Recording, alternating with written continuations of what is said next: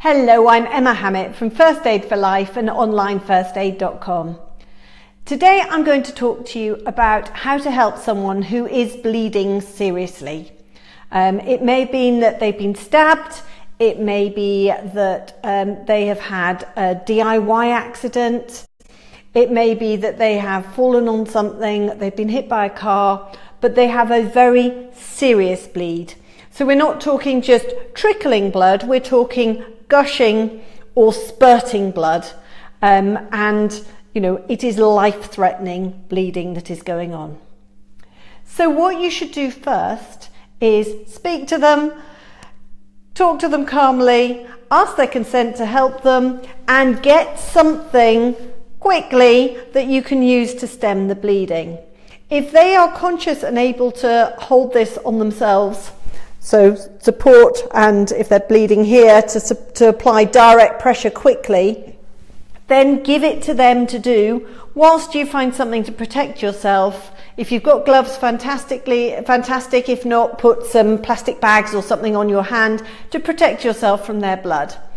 If, however, they're just bleeding and you need to just jump in and stop that blood quickly, then get whatever you've got, ideally non-fluffy material, so a t-shirt, some sort of something cotton is always really good, an absorbent cloth, and apply pressure firmly and quickly.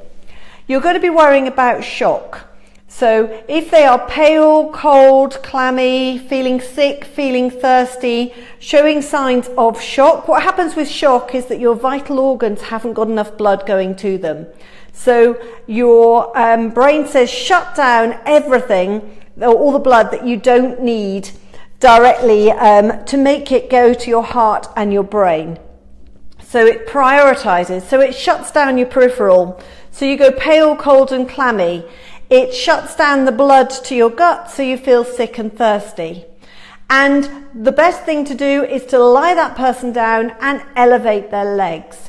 You've got about 5 minutes worth of blood in each of your legs, so that's giving you a sort of 10-minute blood transfusion, and it's giving you a chance whilst you're waiting for the paramedics to arrive.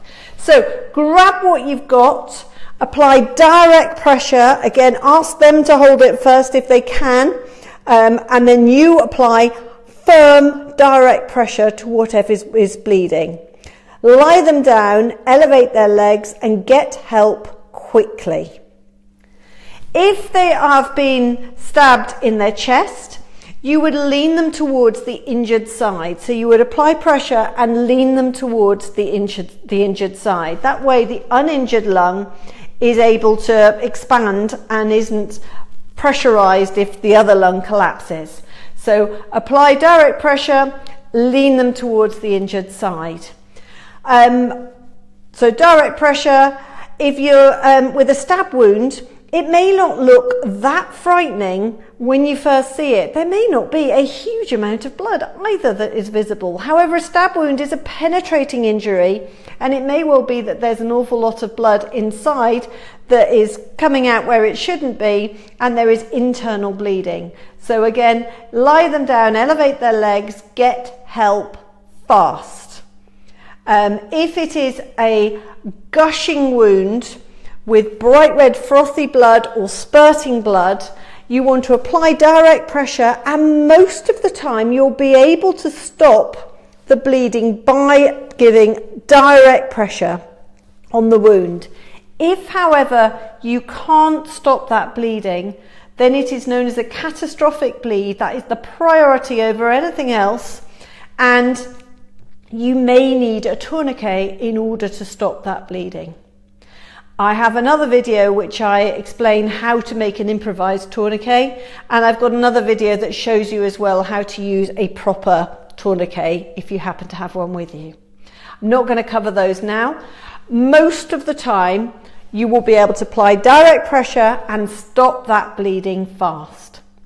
So key thing is sit or lie them down, raise their legs and apply direct pressure to the wound to stop that bleeding quickly. Get help fast.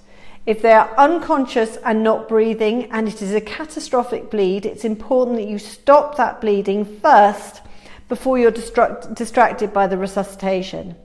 If it's not a catastrophic bleed, but they happen to be bleeding, so it's not a serious gushing blood loss that is, could be losing up to 40% of their blood within sort of 3-4 minutes.